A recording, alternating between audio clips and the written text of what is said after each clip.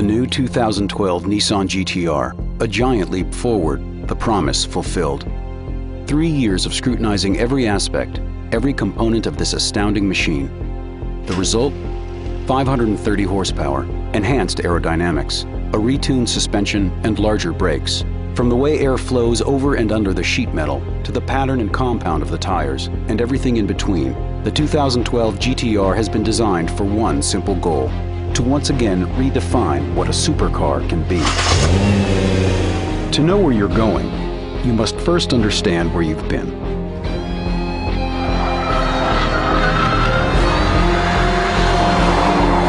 Seven minutes, 38.54 seconds.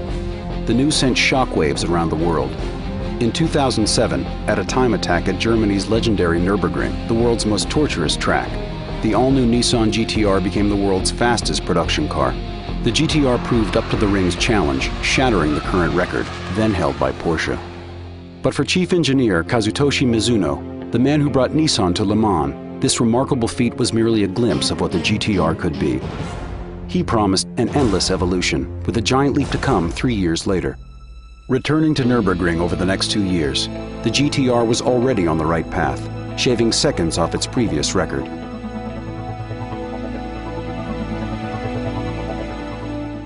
And now, the story continues. A return to the ring for the development and testing of the 2012 Nissan GT-R. GT-R customers have very high expectations. The team has devoted the past 3 years to ensure the GT-R achieves not just the fastest times, but the world's highest performance in all areas. The GT-R that arrives in Germany shows extensive changes. Enhanced aerodynamics give the 2012 GT-R a fresh look. Coefficient of drag is reduced from 0.27 to 0.26, thanks in part to the revised front and rear fascia. Equally impressive is a 10% increase in downforce. Horsepower climbs to 530, 45 more than last year's model. Still, fuel efficiency is improved, and CO2 emissions are reduced. Mizuno knows this car is better. The question is, how much?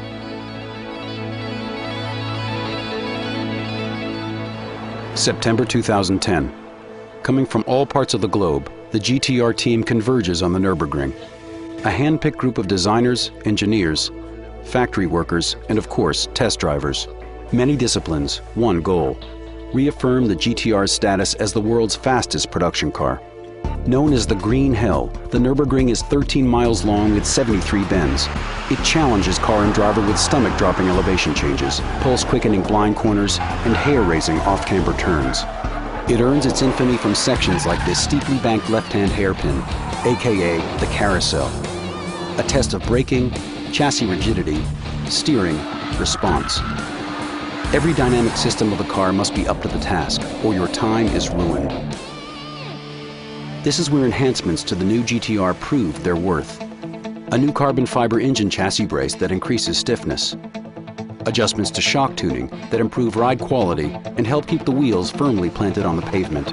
Larger front rotors that increase the already awesome braking power, and additional refinements to help reduce brake fade. New, lighter alloy wheels reduce unsprung weight for quicker reflexes. The team once again studied the tires exhaustively, completely redesigning the structure, the compound, and even the tread pattern.